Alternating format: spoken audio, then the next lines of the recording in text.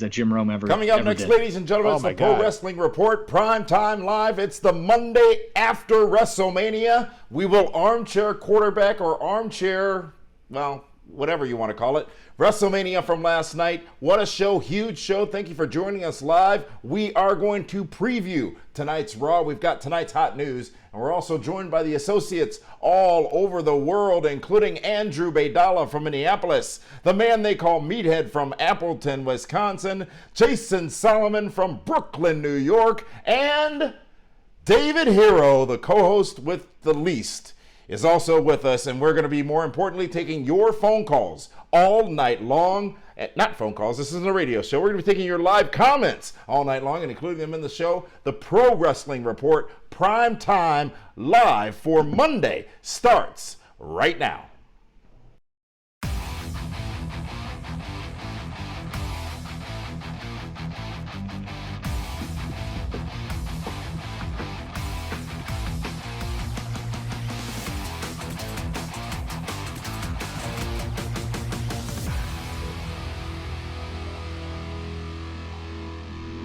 Welcome, ladies and gentlemen, to the Pro Wrestling Report, Prime Time Live for Monday, April 6, 2020. Damian Nelson sitting alongside David Octavius the Tiberius, the alleged backyard, one-time knockout, straight edge, hardcore Hall of Famer hero. How the heck are you here on a Monday night, David? You know, I don't have my WrestleMania hangover yet, so that must mean we still have more work to do going into Raw tonight. So you weren't drinking last night? No, of course not. Why not? That would be irresponsible of a superhero. Yeah, well, it's just because you can't handle your booze. Have you recovered from your disappointment, your challenges with getting through part 2 of WrestleMania last night? You know, I'm working through it. I've been talking to a few different therapists and counselors, and just understanding that, hey, I can't control everything, and not everyone agrees with how I think, and I will get through it, I promise. And it's so great that not everyone agrees with you think, because we are joined tonight by our associates all over the United States, and we are pleased to have you guys with us. A lot to talk about tonight. We are live on Fight TV, where you were able to watch WrestleMania last night. We are live on YouTube, Facebook, Twitter, and Twitch. So if you are watching along any of our social channels, please feel free to comment along with us during this broadcast, and we will put some of your comments on air, on camera, if you will. And let's first go around and find out how things are across the United States. We'll start with you, Andrew, up in Minneapolis. How's your WrestleMania hangover coming along? Yeah, this is the first time in about 12 years that I didn't have to catch a flight, and I wasn't exhausted, and didn't have to do a Monday Night Raw. But I don't have a hangover. I'm with Dave. There's no hangover here. I'm ready to go. Well, you look decent tonight. Thank you very much. Your color's good. Thank you. And the man they call Meathead up in Appleton, who came in and joined us in a pinch during reaction last night after WrestleMania. How about your WrestleMania hangover? Well, happy to not be wearing a hoodie and a jacket, because that set the internet on fire last night. So I'm feeling good. I'm ready. Everyone but yours, Dave. And from Brooklyn, New York, we've got Jason Solomon with us as well. Jason, welcome back to PWR. How about your WrestleMania hangover? Well, you know, unlike Drew, I am hungover from last night, but I have no shame. And this is the first year that I haven't actually been in the host city of WrestleMania. Normally, I'd be getting ready to go to Monday Night Raw, although I guess this year that's not going to happen because Raw has technically already happened. So, right. But good to be here, and we'll talk about WrestleMania. I got a lot of thoughts on the shows this weekend. Excellent. Well, thank you guys for joining us. As you see, we are all separate tonight, which is going to probably pose a technical issue at some point, because that's just what happens to our show all the time. But be that as it may, Dave, I know you've got Cal helping you there in the Yes. studio, if you will, and I am down here in the Chicago area, and we're going to do this thing. A lot to talk about. WrestleMania. Now, everybody else remembers last night, David Hero hated WrestleMania Part 2. He hated just about everything that happened in WrestleMania Part 2. Now, tonight, we're going to take a sober approach and take a look at everyone's thoughts. Hate is a very powerful word. hate is a powerful word. Yes, I it wouldn't is. go You use hate. the word hate. I may have disliked. You use the word more than hate. I hated. You used the word hate. I did. You did, yes. And I said to you, are you sure? That takes a lot of energy to hate. But it's okay. That was last night. Now tonight, it can be different because it's a whole day away, or day from. Day removed. Yeah.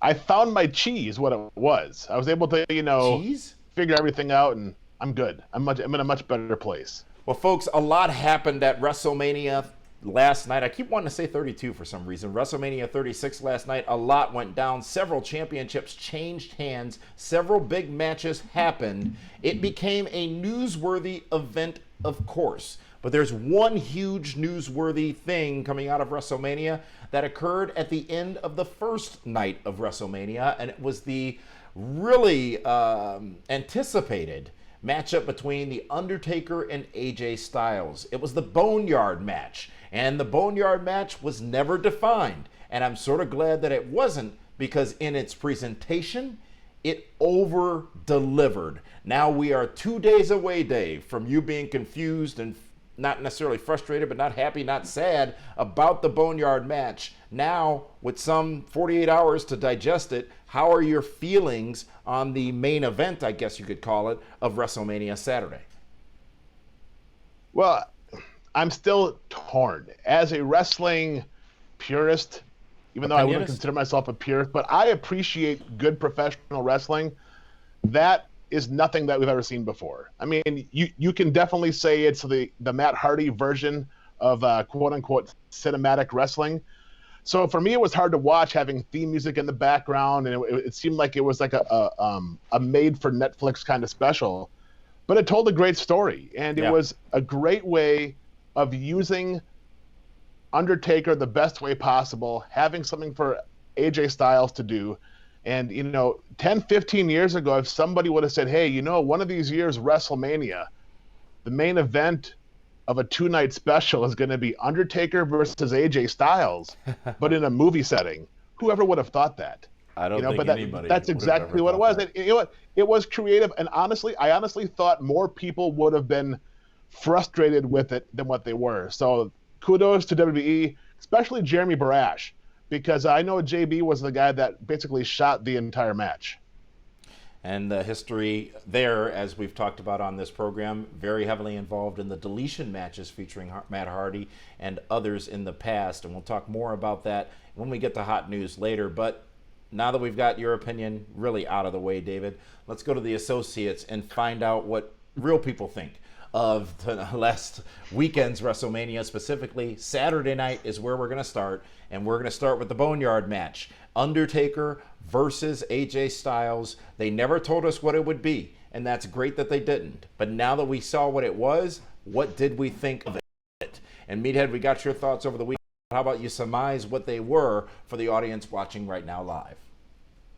You know what? I was happy to have it. I've been thinking this over the last couple of days, and we'll get into it more. But, when they do flashbacks to WrestleManias of years past, will this be a WrestleMania that they go back to at all? This will be one part of WrestleMania 36 that they'll actually go back to. The other stuff, the empty arena stuff, I don't see that being played up, as often in the video packages. This will be one they absolutely bring back. So I thought it was fantastic. Well, the question that is out there now, though, is how often will they bring it back and how often should they bring it back? And I'd love to hear your opinion on that as we move on to our next two associates, because too much of a good thing may indeed be just that, too much of a good thing. So, Andrew, WrestleMania Part 1, AJ Styles, Undertaker, Boneyard Match. What do you say? I loved it. I thought this match, at least it had bumps. There was some physicality, unlike another cinematic match that I'm sure we'll talk about. But I thought this match was well done. I thought AJ and Taker worked a very good match or style for what they were going to have or what we expected, which we really didn't expect much besides a graveyard, and we got that. Having this more than once, the only time I ever want to see this match again with The Undertaker would be against Sting. So maybe one more time and maybe later on. All right, fair enough. Jason Solomon, I know you sounded off last night, and tell us a bit about that as well, but what do you have to say about this particular matchup? I agree with everybody else. I mean, I loved it. I didn't know what to expect coming into it. You got to think Undertaker is obviously a lot more limited than he would have been in years past. So I was curious, him against AJ, I think AJ's a good opponent for him. I thought that it was very smart to just completely turn off the commentary. All you had in the background was the brooding music. I thought they set the tone perfectly for it, and I loved it. It was like a little miniature horror movie. It didn't overstay its welcome like other matches that we saw on night two. It was just the right length. I thought Undertaker looked fantastic. Obviously, when you film something like that, you have the benefit of editing. You have the benefit maybe of taking pauses and stuff. So for him, he looked as good as he has in years. And I wonder, I'm a little unsure of whether or not we have seen the last Undertaker match.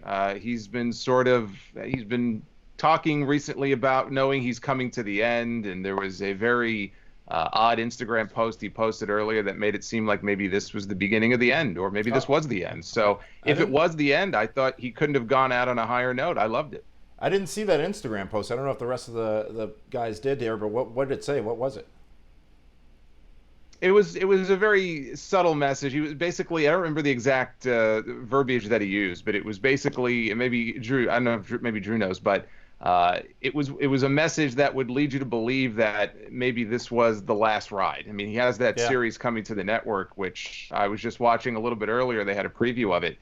So clearly he's coming to the end of his road, but that post got a lot of people talking. It was a picture of him sitting on the tractor in the graveyard at WrestleMania, and it just made you wonder if this might be it for him. Yeah, it's one hell of a ride. To that point, it's one hell of a ride. I think it's great is, when will the end come for The Undertaker? When will the last ride be? We thought it would be after he lost to Brock at WrestleMania 30. We thought it would be after he lost to Roman Reigns. That didn't happen. He came back, did this match now, which turned out to be tremendous, but there was a lot of protection that could have been applied to whatever limitations may or may not have existed. So was this the last ride for The Undertaker is the question I'll leave for you all to answer right now. Meathead, what say you? It's not the last one. I mean, it's definitely the hell of a ride. I keep thinking Dewey Cox and Walk Hard, where he did It's a Hell of a Ride. But if that's not the theme song for the rest of his career, I think they've missed an opportunity. But no, I think we're winding down. I think we're at the point where maybe he picks up a backup quarterback spot and just rides out with another team until he's done. I think he's just about there. Andrew Baydala.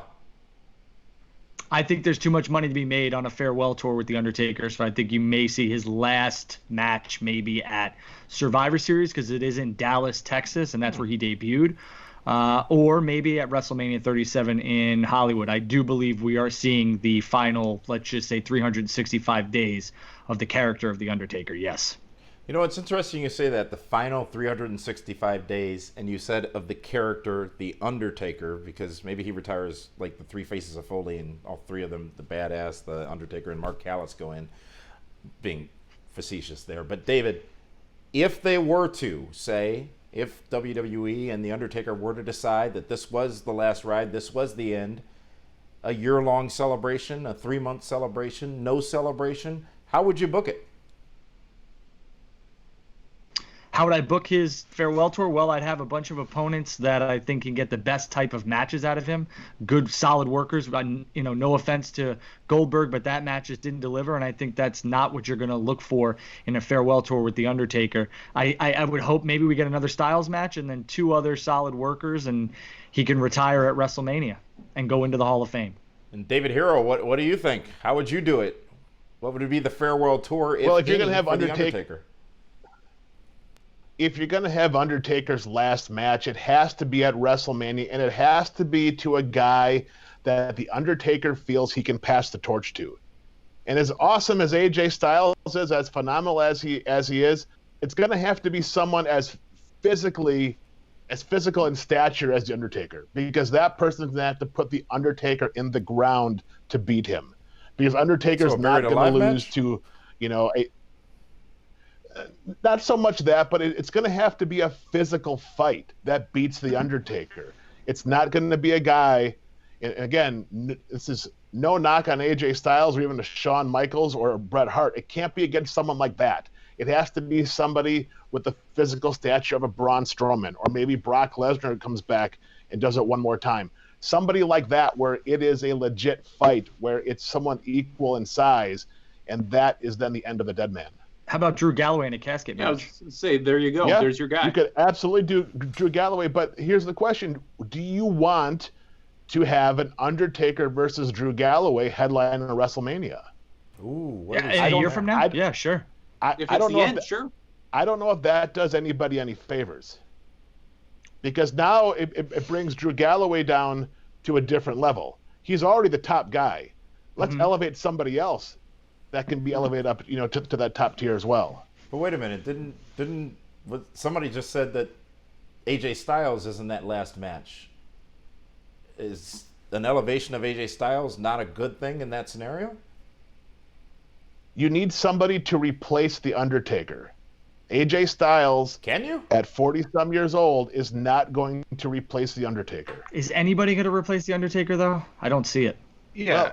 Well, someone's going to have to step up, and they're going to have to find somebody that can, fill that void when he's gone. And it's not someone like AJ Styles. It's not someone like Aleister Black. It has to be a monster. Jason Solomon, what do you think? Yeah, I don't think it necessarily has to be a monster. In fact, the person I was thinking of was Aleister Black. I mean, I don't see any reason why you can't kind of circle the wagons around him as being kind of that next big star. They've done a good job of protecting him so far. He also has kind of a dark kind of character. And I think that he could be, look, we have to be careful when we say replacement, because nobody is going to ever be able to fill the shoes of or replace The Undertaker, take the gimmick or anything like that. But I think Aleister Black could be that person. And I understand what David's saying when he says, the final match would need to be a WrestleMania. I disagree. I think you could do it at Survivor Series. It's exactly 30 years, I think, to the day this year that he debuted.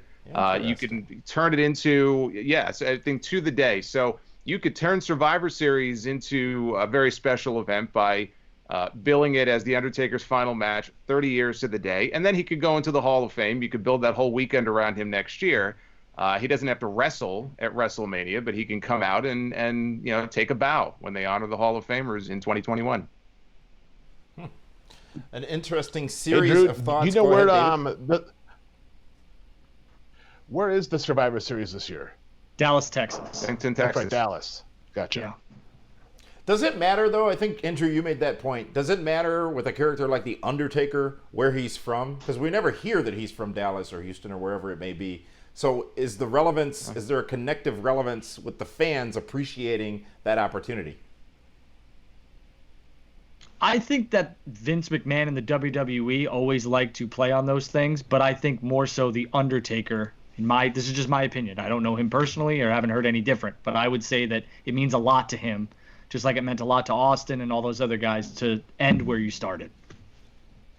David, would you want to be inducted into the Hall of Fame in Bayview, Wisconsin? Me? Yeah. No, absolutely not. No. Do not besmirch Bayview. That is the home of the Meathead. But Damian, to get back to what you were saying, Undertaker just did the Broken Skull Ranch with Steve Austin on the network, and he goes into quite a bit of conversation talking about how he started in Texas. He's from Texas. He's Texas born and bred. So for the most part, if you're watching the network and you're a fan of The Undertaker, you know that exactly that he's from Texas. I found it interesting that 2017, that's where they started with that whole last ride thing. Very interesting. Very telling, too, that he might have been convinced to come back. Interesting. All right, well, we spent a lot of time on that match. Great discussion on that match. The fans loved it. WWE has touted how much the fans loved it and how much the world was reacting to the Boneyard match from WrestleMania Part 1 on Saturday, arguably the better of the two nights from WrestleMania. Well, we then get to Sunday night, and we then had the joy of watching the Firefly Funhouse match.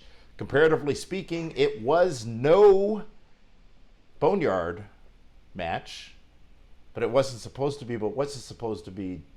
How do you compare the two? Because it was two really different dynamics going on, or was it? I don't know. And I don't know what I saw in that match. I think I liked it. I'm not sure I liked it. I'm still confused. Dave, I think you were a bit confused still too last night. But now with 24 hours, just under 24 hours to digest it, does it make more sense to you? Feel better or feel worse to you what we saw from Cena and Wyatt? I don't know if it makes more sense, but what it does do with Bray Wyatt as the Fiend being basically indestructible, with the exception of Bill Goldberg, how could the Fiend have truly defeated John Cena, who's known as the Superman Cena?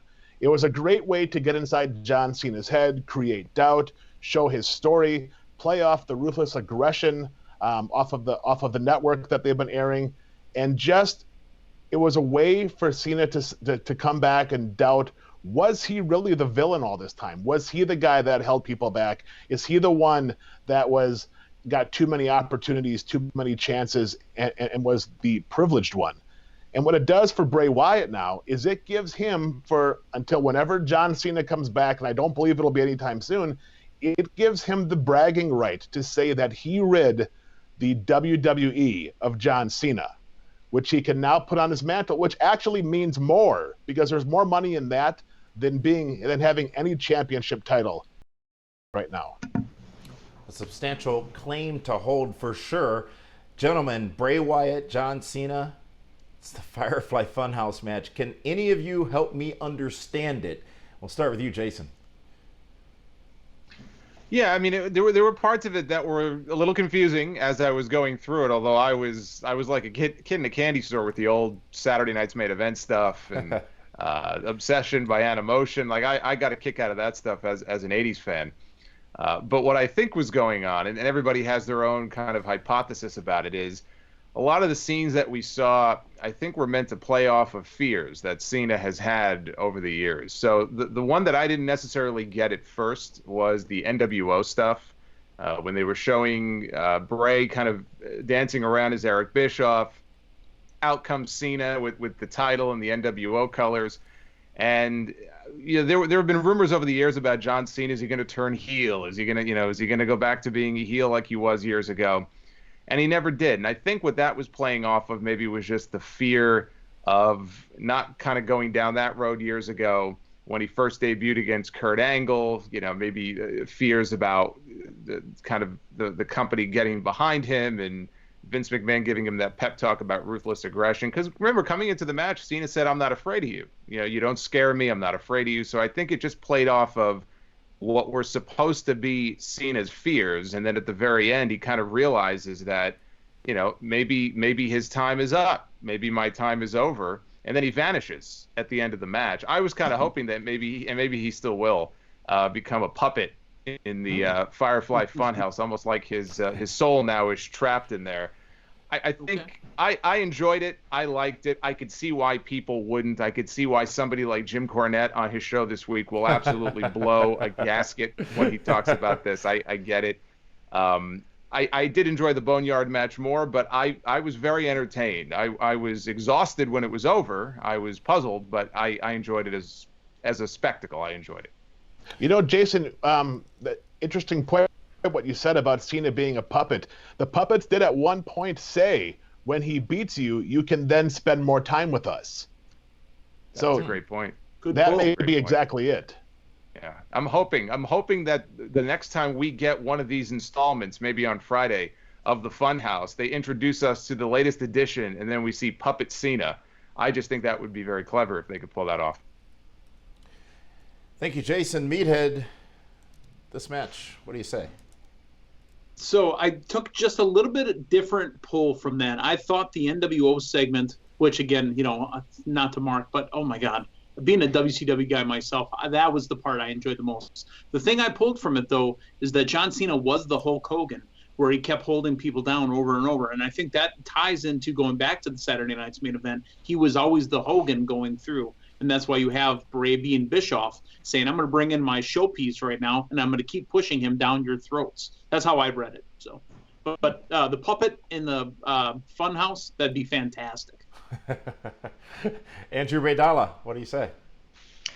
Yeah, I took a little different approach, similarities to what Jason said, but a little bit of a different approach. I think when they did the Saturday Night's Main Event, if you go back and watch it, Bray talks about do you really want to do this, John? Is this what you've wanted to do your whole life? And I think that might have been maybe a promo that sold John on the business when he was a kid or hooked him, the Saturday Night's Main Event thing with Hulk Hogan.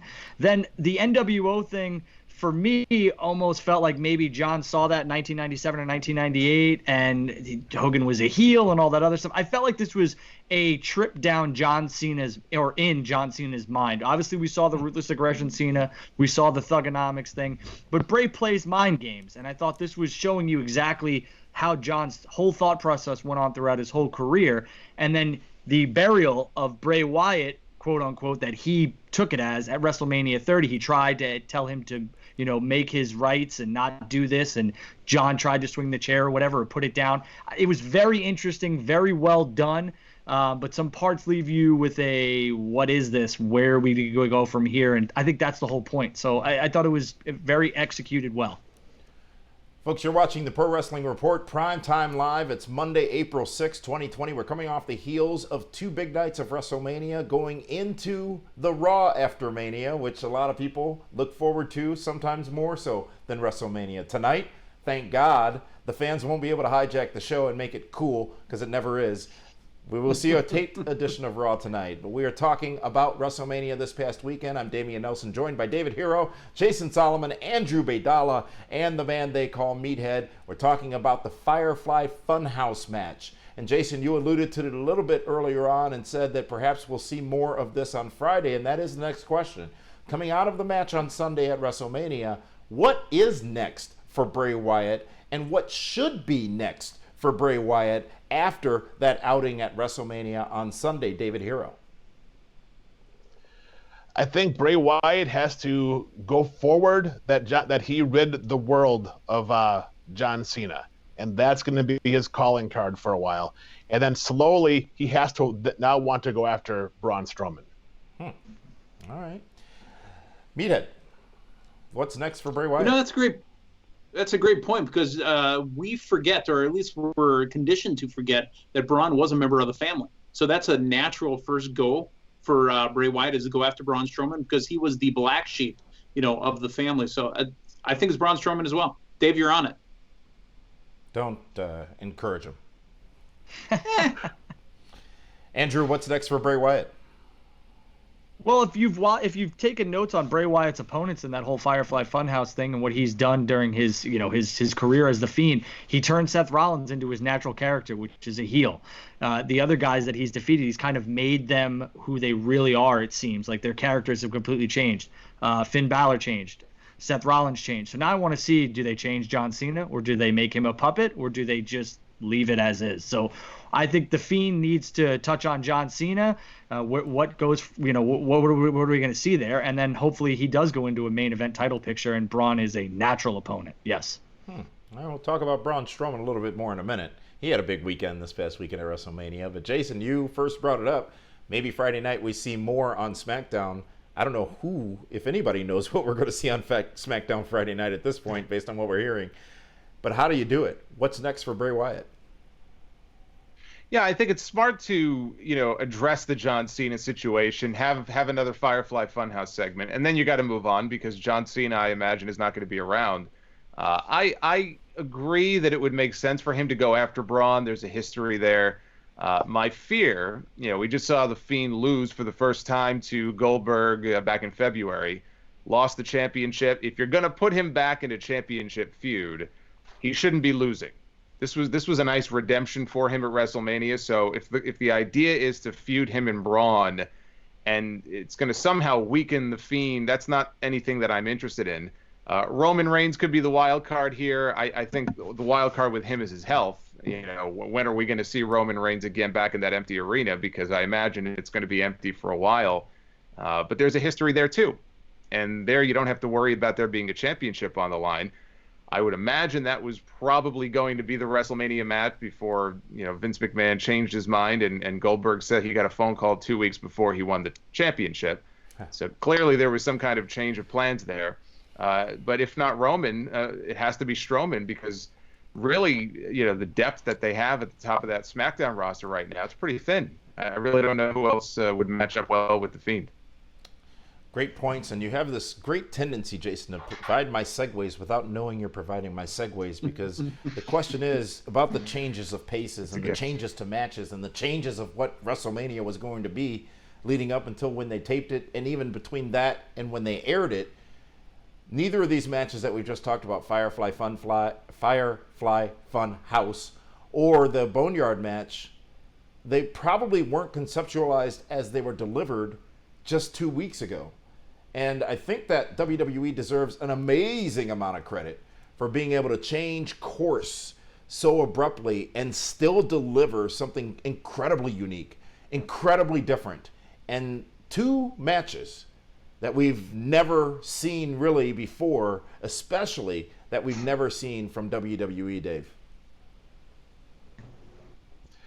Yeah, what they did is they went way off the reservation. And again, this only truly works. It only truly works on a show like WrestleMania that we saw over the weekend. Because I don't know if you can put, again, I've said this before, a 20 or 25-minute match like the Boneyard match in an arena or a stadium where there is no interaction inside the building. But it was super creative. The WWE Films crew did an amazing job. It has everyone talking about those 2 matches and the creativity. And yes, people do bring up the point, well, it was an empty building. But they also say, but the movies or the cinematic matches were fantastic. Well, it was an empty graveyard, too. It was a graveyard, which should have really been in New Orleans, Ooh, they don't have graveyards in New Orleans. Well, the graveyards in New Orleans are a little different because everybody's above ground because the whole sea level thing. That's why they have alligators in water, right? Yeah, yes. Alligators, not crocodiles. Oh, the ones that didn't perish in the barn on that one show. But, it's those 2 matches, I think most people enjoyed them. I think it was a good thing, and I'm glad to see something different from WWE. And they were necessary, I think, on both nights because they took us out of the Performance Center. They put us in a different environment, and they gave us a break, if you will. And unfortunately, on Sunday night, more than Saturday night, we would need a break. We didn't know that break would be a 37-minute last man standing match, but that's what it ultimately ended up being for me. Now, Dave, you and I gave our thoughts on that matchup on Reaction Live last night after WrestleMania, but I'm dying to hear what the rest of you think. That match was long. That match was heavily hyped. A lot of people, including me, were looking forward to that match, wanting to see that match. Edge is back, first time after 9 years. Randy Orton, one of the most tremendous talents in the wrestling business, in the history of the wrestling business. All the ingredients were there, except maybe one, that being a live crowd. I'm baffled as to why this match was so long and led to, for me at least, extreme boredom. Andrew, what did you think of the last man standing match? Well, did you like Miz and Shane McMahon from last year? That was the last man standing match at WrestleMania?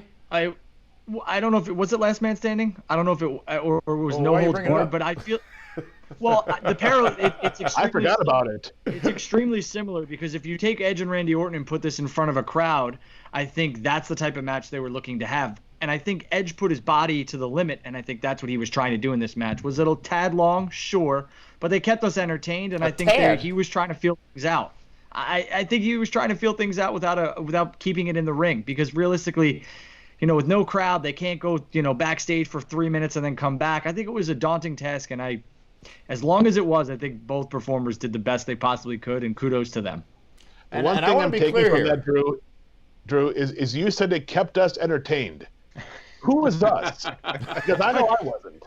Well, I mean, listen, I've been waiting for 9 years, for Edge to hopefully do something. And while it was in front of a crowd, we didn't get a huge pop. I was entertained by seeing him fight and wrestle. So. And you didn't mind 37 minutes going by. You thought that was fine. Well, here's the other thing that I don't think a lot of people are putting into the equation. What happens if Edge goes back to Vince after this match and says, I can't do this anymore, I'm done? At least you got 37 minutes of Edge. So here's the thing. Nobody's faulting Edge or Randy Orton in this match. At least I'm not. Those two did tremendous. Their performance was amazing. It was just 2.5 times longer than it needed to be, that's not their fault. One other question I ask is if we could have the Boneyard match, if we could have the Firefly Funhouse match, maybe this one should have been at a different venue as well. Maybe this one didn't need to be in the Performance Center, because there was that one awkward scene that we probably should talk about. And we're going to talk about it? Yeah, I mean, unfortunately, I mean, Dave, what happened? What happened when I came back out into the room when that match was airing after stepping out for water or whatever? I said, that scene was on, and I said, whoa. You and Cal both were like, talking about the Benoit spot, and I was like, huh. I mean, I didn't think of it like that, but then after seeing it and then talking to other people, there's no reason why that 9 seconds could not have been edited out. I can't believe that they had like 10 days to 2 weeks for them to put this together and left it in, knowing that 2 weeks ago the Chris Benoit story was the talk of everything wrestling. I think we're reading too much into that. Last man standing, Jason Solomon. What do you say about that match? I'd say it was one of the more boring matches I've ever seen in WrestleMania history, and it was disappointing because I also had high expectations coming into it. I thought it was the best promoted match coming into WrestleMania. Of all the matches, all 18 matches that they had, which I think is a record, that was the one that was promoted the best, and we haven't seen Edge in a very long time. I like the fact that they didn't stay exclusively in the ring, so them brawling around made sense. I agree with the point that you made a moment ago. I was hoping that they would start this in like the back alley, maybe behind the Performance Center, make it more of a street fight or a last man standing street fight type match. The length of the match, here's what kind of boggles my mind. Apparently, and I read earlier that it was either the second or third longest match, I think behind the Iron Man match in WrestleMania history. And think of the ground that covers, okay? The match was far too long. You could have cut 20 minutes out of that match, and I think it would have been much, I wouldn't say much, but it would have been definitely more well-received. This was in the can for, as you said, 10 days to 2 weeks. How is it that nobody watched this thing back and said, this match would benefit by shaving 10 minutes, 12 minutes off. Let's tighten it up a little bit. I can't believe that nobody, with all the time they had, thought, there's a lot of repetition in this match. There were a lot of punching and kicking and then counting. So I think the rules of the match didn't do the match any favors. One guy goes down, the referee counts. One guy goes down, the referee counts. It just got very repetitive. So when it was over, I was left just feeling disappointed. I could see they were trying to tell a story. Edge got all emotional at the end. He was crying before he hit Orton with the chair. And he looked great, physically for a guy who hasn't wrestled a singles match in 9 years. He went 40 minutes, so kudos to him. But I was bored out of my mind. That was the biggest disappointment of any of the matches on either night of WrestleMania, was that last man standing match. It's unfortunate. It really is unfortunate. It had all the potential in the world. And I really do think the only challenge with this match was the time. You could say venue perhaps, but the time, it just was too long. And I'm baffled as to why, because we got an extra 23 minutes of WrestleMania in the second night than we got on the first night. What's up with that? And it was because of that match. Yeah, it's true. While we are discussing WrestleMania 36, this is the Pro Wrestling Report Primetime Live. Thank you for joining us on Fight TV, across our social media channels as well. As I said, we are all in remote locations here today, the day after WrestleMania, suffering from our own versions of our WrestleMania hangovers, and we do appreciate the fact that you are with us and understand that the stream is having some challenges at this time, but please stick with us and know that the archive show is going to be posted in its entirety with no glitches, no pauses, if you will. So Dave, what are you doing now? What has happened? I mean, last night you rebrand yourself as Dave Exotic. You got tigers and such. Today you got an alien behind you. What is happening to your brand? Hey, that's Alf. I mean, in the times we're living, once in a while you just got to call, just call Willie, and that's what I might have to do.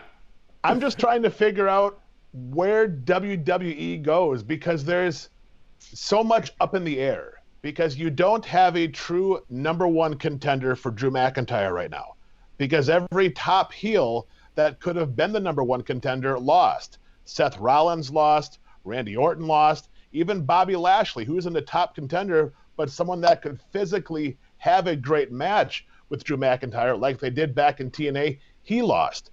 So now they have to find a new contender for Drew McIntyre. Then you go to SmackDown. Well, who's Braun Strowman going to fight? Who's the guy that's going to step up to the challenge down there? It might be Sami Zayn because he's the last guy that beat Braun Strowman. So there's a whole lot of different things going on in the WWE, and let's be honest, they don't know what their TV is going to be like in the next couple of weeks. Wow. So there's so many balls up in the air, and we're just trying to figure it out. Well, so much going on, and so much going on here, even within the Pro Wrestling Report, because we will be with you again live tomorrow night. This Thursday night, we have a very special edition of Inside Story of Wrestling with Armando Estrada. And we did a pre-talk with Armando over the weekend, and I was even surprised by some of the things I forgot that he was directly involved in and was there for. And we'll be talking to him on Thursday night, live 7 o'clock p.m. Eastern Standard Time, right here on Fight TV and across our socials. But tonight, it is a special edition of PWR Reaction Live. And David, I understand we have a very special guest scheduled to join us. We do. I actually use the Al phone to make the call. And tomorrow night, we're going to have a fellow super friend as well as superhero. The Hurricane Shane Helms will be joining us live tomorrow night to give us his take on WrestleMania and Monday Night Raw. Really? And where does he work currently? He is currently employed by the WWE. Fascinating. So if anybody knows the answers to some of the questions we're asking of ourselves here tonight, maybe it's Sugar Shane Helms.